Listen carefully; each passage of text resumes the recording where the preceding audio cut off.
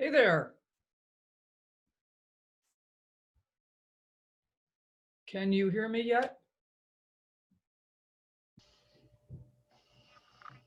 Okay, so I want to welcome everybody today. I'm really glad you guys are here. I'm really excited about going through this journey with you. I think it's going to be really a truly fascinating and amazing experience.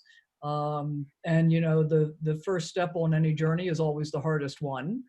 So I want to start today by just giving us a chance to introduce ourselves. And I think we're going to start with the person with the longest hair, Linda. So what I'd like you to do is share who you are, where you're from, um, what it was that made you decide to do this, and whether or not you've watched today's video to start with. Okay. My name is Linda Pillard. I live here in Northern California on a 70-acre ranch in an area called the Capay Valley. What got me really interested, it was a while back. I've always wanted to join the WildFit, and then when Sally said she was the coach, it's like, okay, I got to do it now. For me, it's for weight loss, understanding why I eat when I'm not hungry, to understand foods that could be eaten together, and just overall, I have a whole list. Yeah, I watched the video, all of them that you sent today, and I have a whole list of reasons as to what my why is. And mostly it's to feel better, and some of my health issues, I'm trying to get it resolved through eating so I don't have to take so much medication. Nice. Thank you. Jeanette? Okay, I'm Jeanette Power. I'm here in Tehachapi, California. So the reason I've joined is to get healthier. I just marked this last Saturday my 5-year cancer-free mark, which was huge for me. And this kind of, Sally and I talked about this right about the same time. My 5-year anniversary is coming around. This last year, I've lost 3 friends who I went through chemo with. And I've realized I've just kind of taken my health for granted, and I need to get back to being healthy and mindful. And that's it. And I did not watch the video, but I plan on it.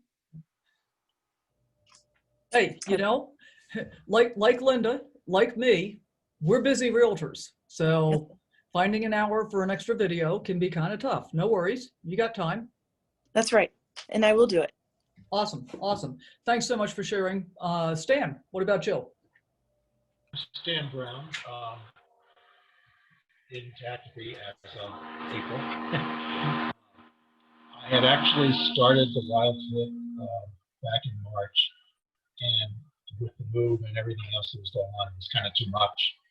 And so I dropped out after 4 or 5 weeks, I guess. So I'm starting fresh and kind of excited about that. In the interim, I've been reading a ton of stuff, just not seeking it out, but just stuff that I happen to see, talking about inflammation in the body. And I've been getting more and more concerned about long-term effects on my health if I go over eat. So I'm hoping to change that. And I know a big part of it's psychology, so that's good. I watched the first quarter of the video, and I have to get back and watch it. Cool. All right. Excellent. Excellent. And actually one of our other people just texted me and said she's joining us. So I'm going to delay just a little bit in kind of recapping what's in the video and talking about what you guys are going to be looking at for the next week, so that Sandra gets to hear all of that part as well without having to hit the replay. But I have a couple of questions for you guys logistically. So the first one is, the first one's not a question, it's a statement. I said it in one of the emails. We're doing these calls at 12 o'clock, and I kind of did that because we all have to eat at some time. So feel free to bring lunch. That's absolutely fine. And then the other thing that I'll say, and then I've got a couple questions.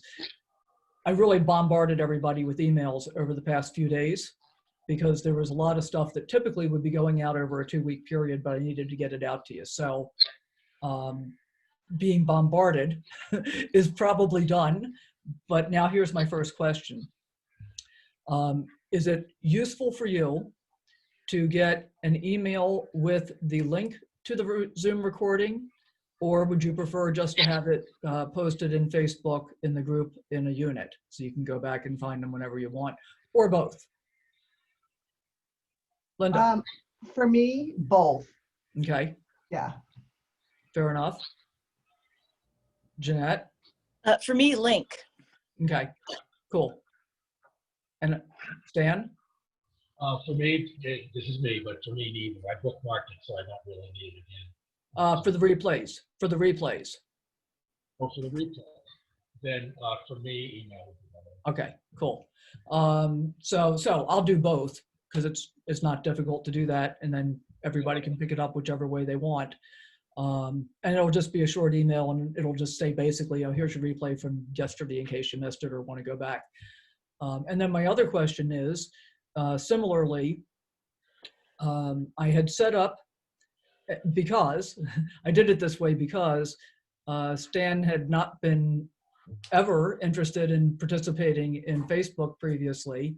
So I have set it up so that some of the more important content that I'm sharing on Facebook is also going out in an email today and tomorrow because they're already scheduled and I can't figure out how to keep that from happening. But because Stan has decided to join us, I'm not going to keep sending those emails. That stuff will just be on Facebook for you to be able to pick up. Okay? I have a question, Sally. Sure.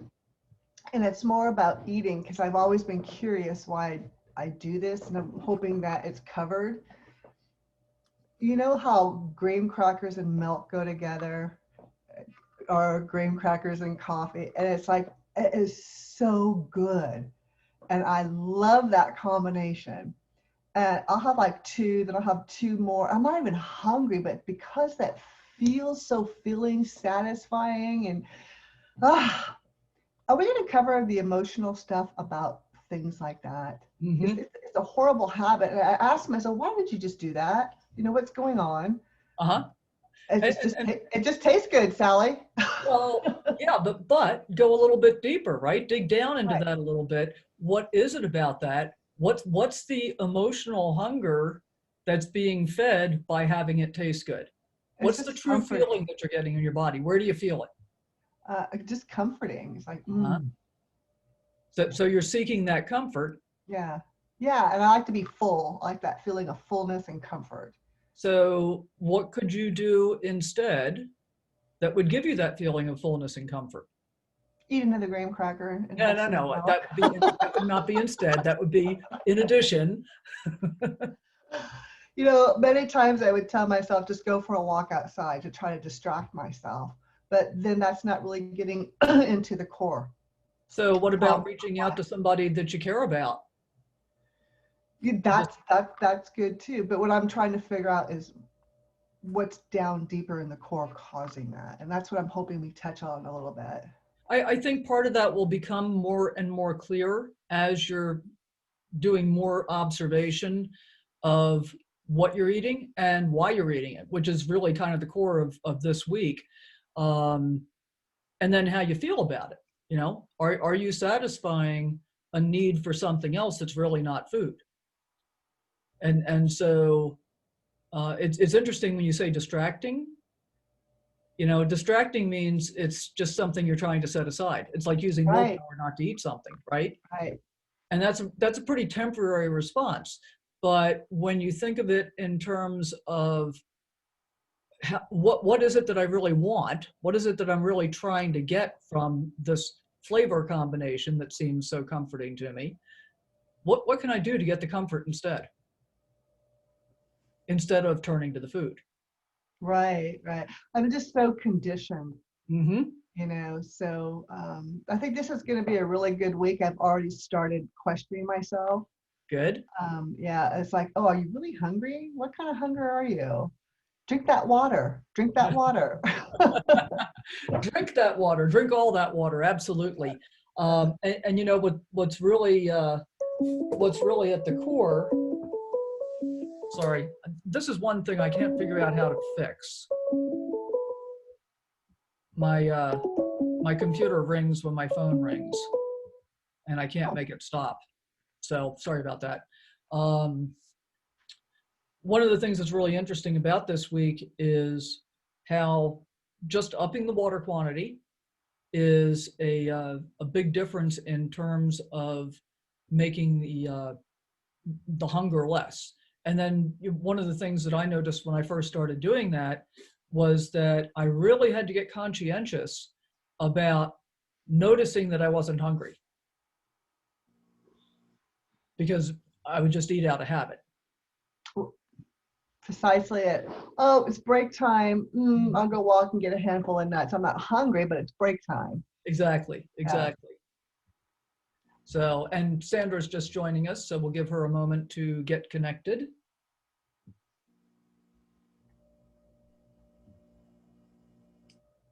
Sandra, can you go ahead and unmute yourself? Yes, sorry, I was trying to get the link to open up on my computer instead of my phone because I thought it'd be easier, but I couldn't get the link forwarded to my email so that I could open it. Oh, sorry about that. Can It's you, okay. do you mind turning your video on?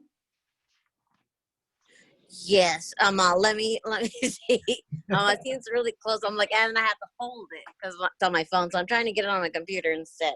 So give me a few minutes to work on that. Okay, sure, absolutely. And then once you get that straightened out, then we're going to ask you to introduce yourself. But in the meantime, we're talking just a little bit about what today's lesson is about, and really paying attention to and observing what it is that we're eating, how we feel about it while we're eating, and so forth. So in today's video, there are 3 things that are really of primary importance in terms of what we're doing this week. There's a ton of great information about how we got to where we are, how the food industry has lied to us and manipulated us so seriously.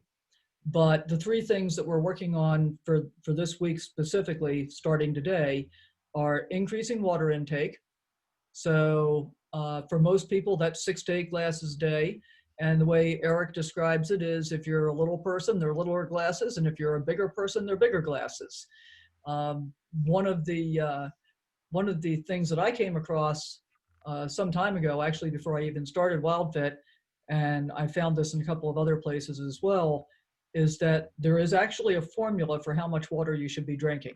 And it's a pretty simple formula. Take your body weight, divide it by 2, and put ounces after that number. So you should be drinking half your body weight in ounces of water pretty consistently for most people. That's really the right number. High-level athletes need more, but I don't think any of us are that person right now. So, but aim for 6 to 8, and always look at improving as a percentage thing. So if you've been drinking 3 or 4 glasses of water a day and that's it, and you're increasing it by 1 a day to get up to that point of 6 to 8, that's awesome. That's great work, right?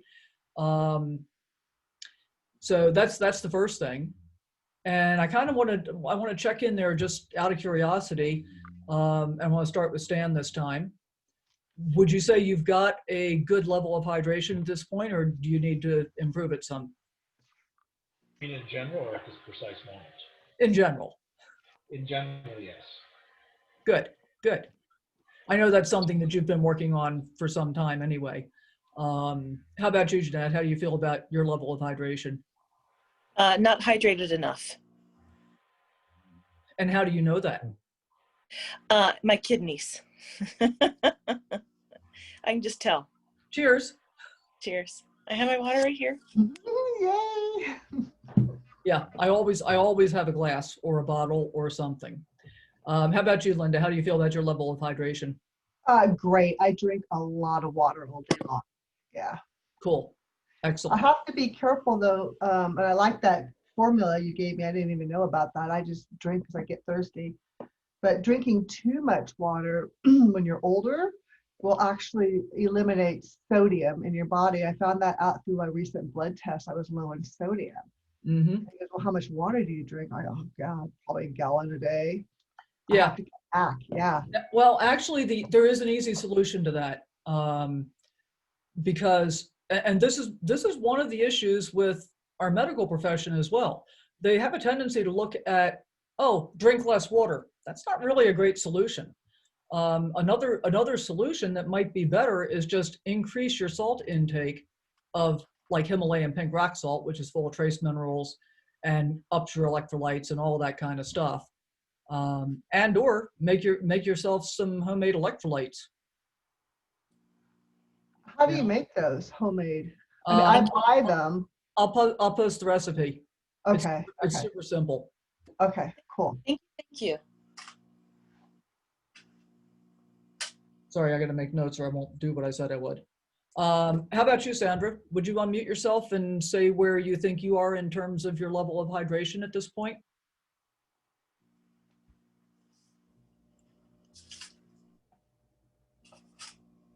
I know I do not drink enough water. So that is a big thing that I need to work on because for some reason, I don't like it. And I know that I've tried before where I put like fruits in it or cucumbers just to give it a little, pizzazz. But I need to improve that a lot. Okay, you want a couple? There are a couple of things that you can do around that. Because I felt the same way for a long time. I just didn't like the taste of water at all, so I really just didn't drink it. I drank a ton of coffee. I drank a ton of iced tea. Drank a lot of Diet Coke, and I haven't done any of that stuff for quite some time, thank heaven. But the Diet Coke especially. So one of the things that you can do if you don't like water is use a straw instead of drinking it out of a glass or a bottle. It has a tendency to go straight down your throat, so you don't notice that you don't like it. For some people, making sure it's super ice cold is they like it better that way. Me personally, I like it room temperature. I prefer room temperature to cold water, so there's that. So a couple of different things that you can do around that. And some people like putting lemon and stuff in, some people don't. I do it occasionally, but mostly I just drink plain water at this point. Yeah, I started putting it in the freezer because I've noticed it, at least right now during the hot summer, I'm like, then I can chug it like that. But yeah, I need to work on that definitely. Excellent, excellent. So let's just kind of segue here for a second, and I'm going to catch you up on who else we've got, and after we ask you to introduce yourself. So Sandra, if you'd introduce yourself, who you are, where you're from, what was it that made you decide to move forward doing this, and yeah. Okay. And have you watched today's video yet? Yes, I've watched about 45 minutes. I got 15 minutes left of it, but I was surprised that we don't have to give anything up. I was like, oh, I was excited to give something up already. Just kidding. But yes, my name is Sandra. I live in Rialto. It's right outside of San Bernardino. I actually met Sally in person during the summer, and it was actually during a tough time for me because I was taking care of my uncle who passed away.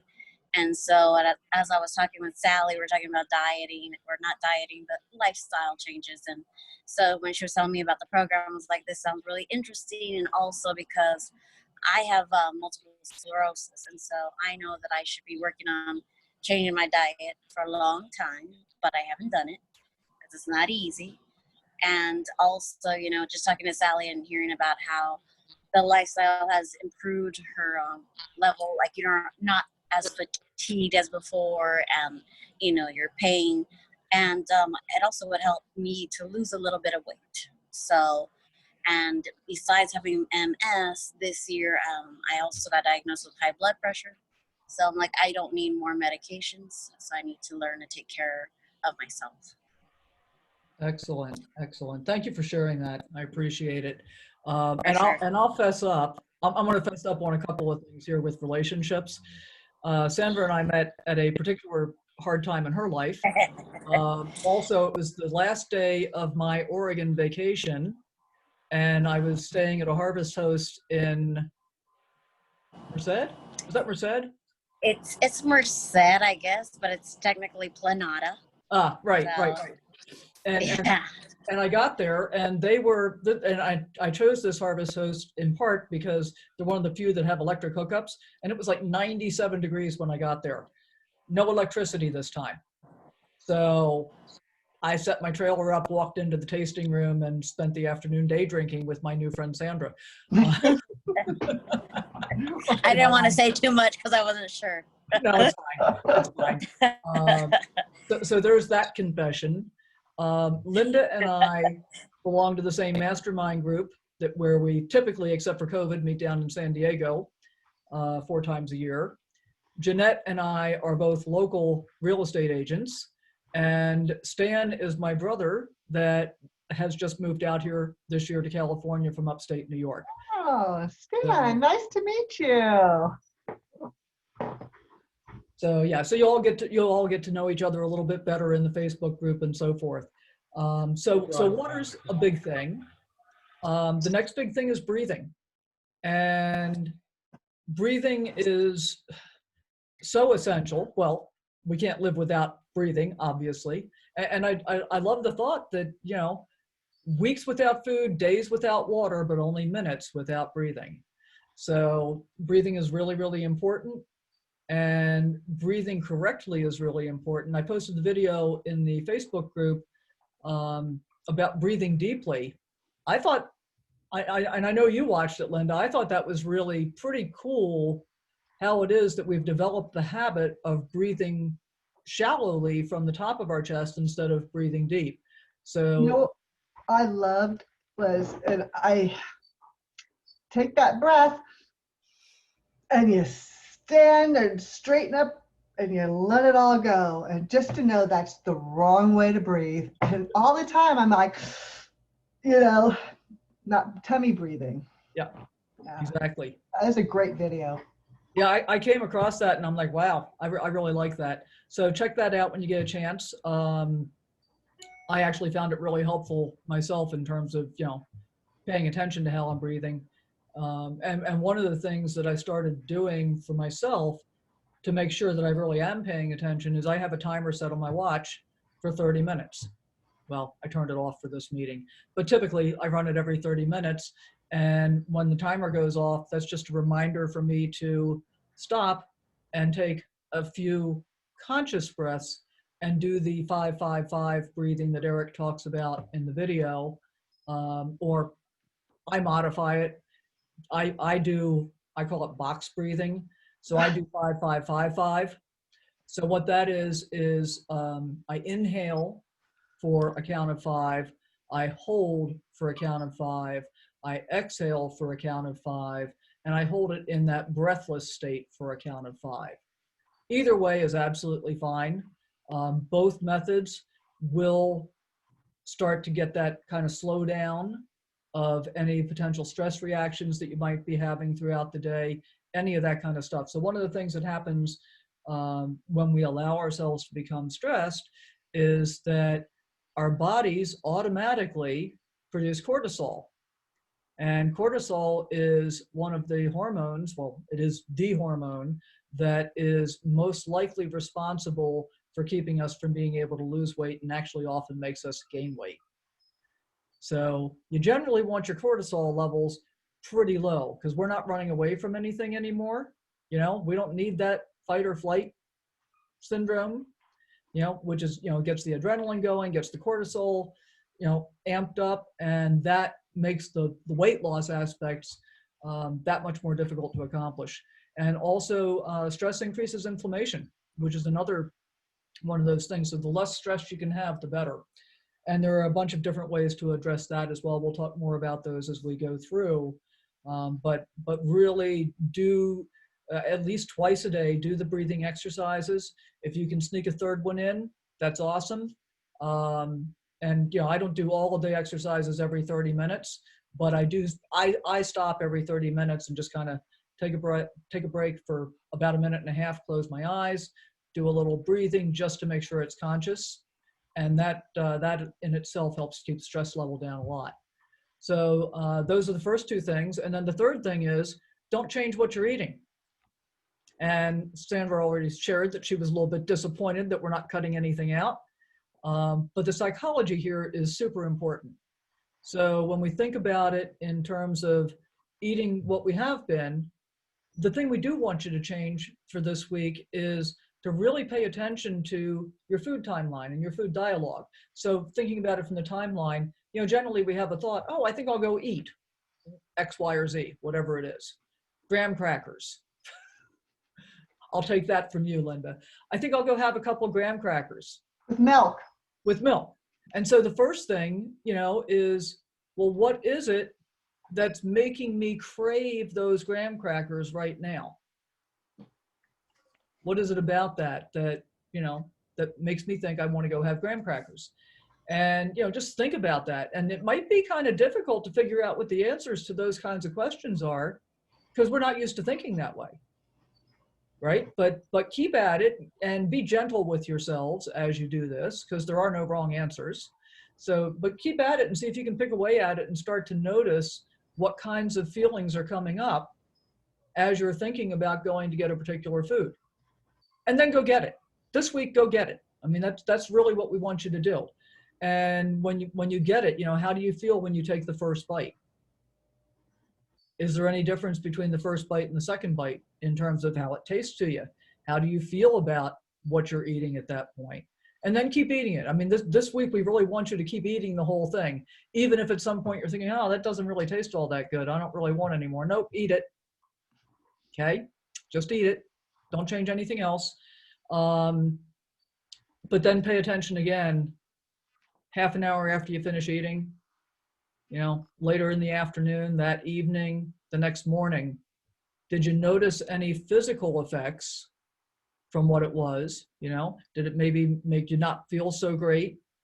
Did you have any difficulty, potentially breathing, especially on those wheat-based things like the graham crackers? Yeah, so any of those kinds of issues, pay attention to that kind of stuff and pay attention to the feelings. And ideally, you want to be making notes about this kind of stuff. You want to keep that journal so that you're really noticing the dialogue between your food angel and your food devil. You'll find out who those are when you get to the video, Jeanette. But the short version of this is what you really are working on throughout this entire program will be having the food angel be the one that winds up holding the talking stick all the time, and the food devil's no longer talking to you on a regular basis. Oh my gosh, amen. Yeah. And that means willpower's gone. You don't need willpower, which is what's really so awesome about this. And so, I'll share a thing that's pretty interesting to me, and it has to do with you, Jeanette, truthfully. Man, and I shouldn't say this because it also involved wine. Imagine that. But we both happened to be at our local Veritas, I guess that was last week. Mm-hmm. And you were there with another friend. I'd been there for a different meeting, but I sat down with you guys for a little while, and you told me that you had had the cheese platter. And the first thought that went through my head was, wow, I'm so glad I really don't eat cheese anymore. Whereas cheese was like one of my go-to foods. It was one of my favorite foods for many, many, many decades. But I had no desire, I didn't want it. I didn't miss it. No willpower is involved. And that's true food freedom. That's what we're really aiming for here. Whatever those things are for you guys. So when you think about the fact that we're not taking anything away this week, how's that make you feel? I'm sorry. I'm like, and going back to my thought about like being, sad that there wasn't going to be anything taken away from us this week. Not so much that I'm sad about that because I get to continue eating whatever I want. I think what it is that I'm just more like, it's sad but nervous about like what foods are going to be taken away. And when you mentioned cheese, I know that we talked about this when I met you, and I love cheese. So cheese is my snack. So instead of graham crackers, it's cheese. Cheese and crackers. I love cheese too. Oh yeah.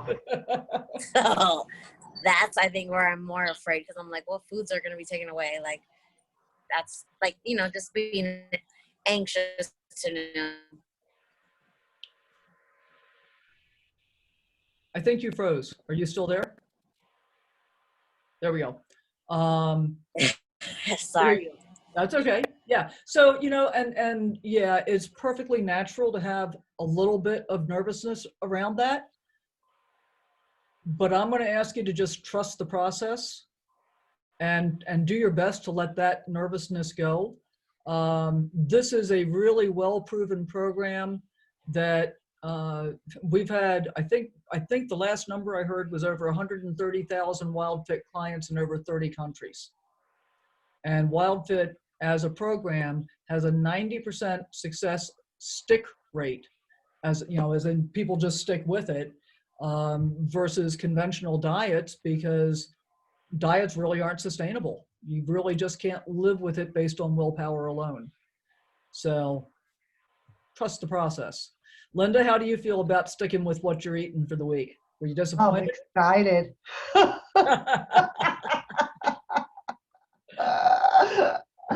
Oh yeah, I was already like, oh, what?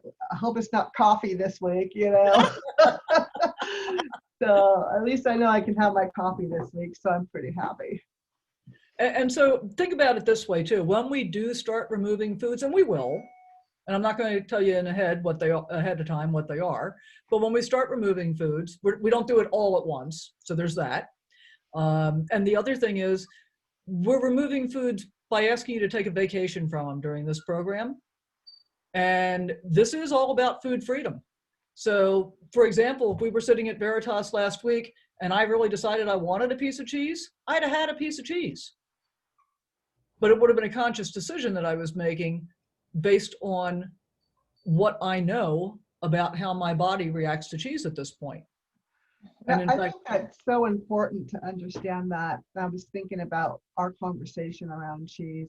mhm. Like, oh no, I would taste it, but you know, I don't know what I don't know, right? And so I think once we have the knowledge of actually physiology of how it really works with our bodies, Mhm. it will be a more conscious choice. Do I want to put my body through this and feel this? Yeah, it tastes good, but I really don't want to do that, right? So I think Yeah. it might be easier to make choices. Exactly, exactly. And that's really part of what this is all about. In fact, Stan and I went to Veritas when they first reopened, the first time we could actually go back to a restaurant. Was that? Yeah, that was right, Stan? Yeah, okay, thanks. I'm losing my mind. And we did that. I guess that was in early June, or yeah, I think it was early June, mid-June. And we did it because I wanted to have my cheese experiment. Because one of my favorite things is a Veritas grilled cheese sandwich, bacon and brie, bacon extra crisp. And I wanted to see how I was going to feel about that after the fact, after having been on WildFit for some time and having not had any cheese. So Stan and I went there and I got my bacon and brie. I ate the entire thing. And I knew even before, even before I was halfway through eating it, that it was already making me not feel great. Not terrible, but I wasn't feeling great. And by the time I got through that night, it was like, yeah, that really made me feel like crap pretty much overall. But here's food freedom. I have the choice of whether or not I'm going to ever do that again, or if I'm going to do it again. And so in my thinking right now, it's in my very, very, very occasionally category of things that I might eat, whereas previously I would probably have at least one a week. So it might be one every couple of months. It might be I never do it again because it really did make me feel like crap. And why would I do that? So Yeah. And the first thing that came to mind is, oh my gosh, maybe I'll just try a half of one so I can still enjoy it. But I think maybe, and I don't know, I'm just guessing, Sally, but if you're off of it for so long, even a half of one would really negatively affect you. I think that's probably true, which is why at this point it's in my very, very occasionally category, but it may just be completely gone because I enjoy feeling good too much to put things in my body now that make me feel bad, that I know make me feel bad. So there's that aspect of it. How did it feel for you, Jeanette, to hear that you weren't going to be taking any foods away today? I think I knew that from talking to you about the program. But you know, what's funny is it's good Catholic guilt, I guess, because I was raised Catholic. I've already taken cheese out of my diet because it's on a cancer-free diet. You're not supposed to have dairy. So, you know, this again, WildFit is a part of this journey for me, but it's making sure that I've got my eye on the prize and focusing on my overall health and everything, my family, everything. Mm-hmm. So I'm going to suggest to you, Jeanette, that I understand why you've already taken it out, but if you have any kind of desire or craving for cheese this week, please eat it and pay attention to it, because that's what helps you get to food freedom. That's what gets you away from trying to do it via willpower. And Eric tells the story about one of his clients who's also a friend, and I think it's on the first video actually, used to be an absolute ice cream fiend. His wife could send him to the store to go get Pampers, and he'd come back with ice cream and forget the Pampers. And he was that way for years and years and years. And after he went through the WildFit 90-day challenge, he was in an audience for something else that Eric was doing. Eric offered him $1,000 to come up on stage and eat a bowl of ice cream, and he wouldn't do it. It was not worth $1,000 to him to put something in his body that he knew was bad for him and he didn't really get any benefit from. So that's pretty cool food freedom. Yeah. So cool. How about you, Stan? I know that you already knew that you weren't going to be removing anything, but how's that making you feel going through this week? I haven't really thought much about it, to tell you the truth, because not removing anything doesn't seem like a big deal. I've been thinking more, and this goes back to something I think Linda said. I've been sort of thinking more about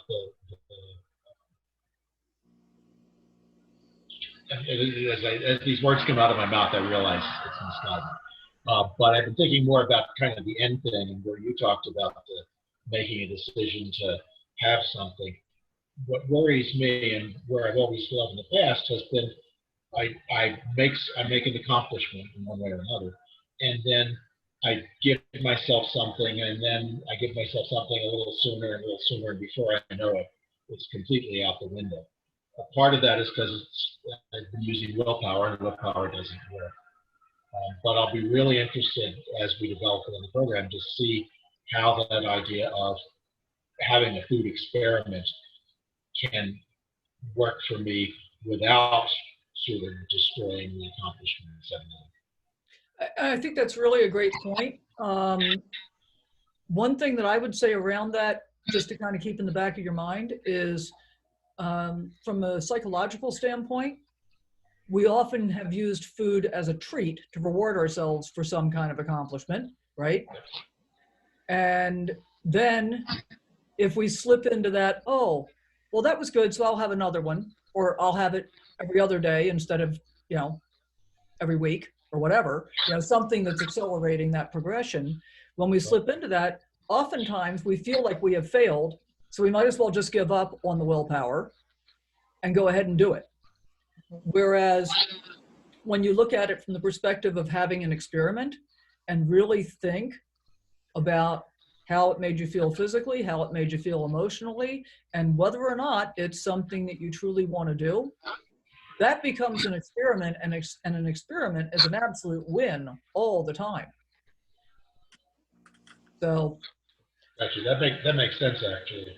Yeah, it's very, very different. Because I'm with you. You might want to repeat, but an experiment, maybe I don't want to. Yeah. So was it a good experiment or was it a not so good experiment? And then you can decide. Before WildFit, if I had been trying to, experiment with that grilled cheese sandwich, it wouldn't have been an experiment. I would have been right back to having at least one a week. So for me, that's really work. Cool. All right, so that's pretty much what we've got for today. Are there any other questions that anybody has before I let you guys go? I had a question. Are we going to meet every day? Is that how I read the email? Yeah, so for the first 2 weeks, we're meeting every day because Okay. there's a lot of ground building stuff. That's not the right word. Foundation. Thank you. I used to be able to speak. There's a lot of foundational work that we're doing. So we'll meet every day for the first 2 weeks. And then after that, we meet on Monday and Friday only for weeks 3 through 12.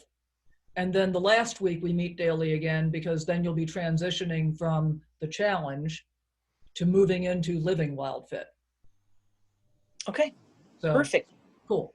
And I'm going to encourage you to, spend a little time in the Facebook group.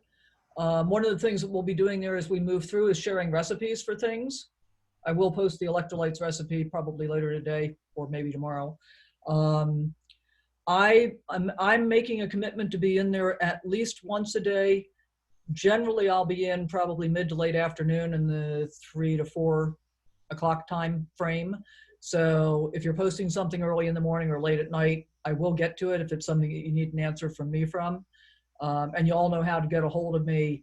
If you're feeling really urgent and you've posted something and I missed it, shoot me a text or an email and say, hey, can you go check Facebook for this? Because we want to keep the discussions there so that everybody gets to benefit from it. And so that when our 5th participant, which you didn't hear about, Sandra, we have one more that's joining us, but she's on a camping trip. In fact, when I met you, I was coming back from a camping trip with her. She was on my she lives in Oregon. She was on my Oregon trip. So she's camping right now and really spotty signal. So she doesn't think she's going to be able to join for pretty much anything this week. But when she catches up, I want her to be able to catch up on discussions and stuff in the Facebook group, as well as getting the replays from our daily recordings and so forth. So, and then y'all should get to meet her no later than next week, I think. So cool. I want to thank you guys all for being here today. I'm super excited for you. I hope you are as well. Any other questions? Sandra, you good? You excited? Yeah. Good. I like that background you have because I'm like, I want to go on vacation. So I'm all, where is that? You don't know where that is? Could you hear me? Yeah. That's Your the background? Hotel No. California in Todos Santos. I should have known. You should have known. It looks cool though. Here. Okay, well, thank you so much, Sally, and we'll see you tomorrow. All righty. Thank you, guys. Remember, Thank you. notes about your food dialogues and your timelines, and we'll check in tomorrow and see how that's going for you. Okay. Thank Okay. you. Okay, Thank you. thank you. Bye, guys. Bye-bye. Bye.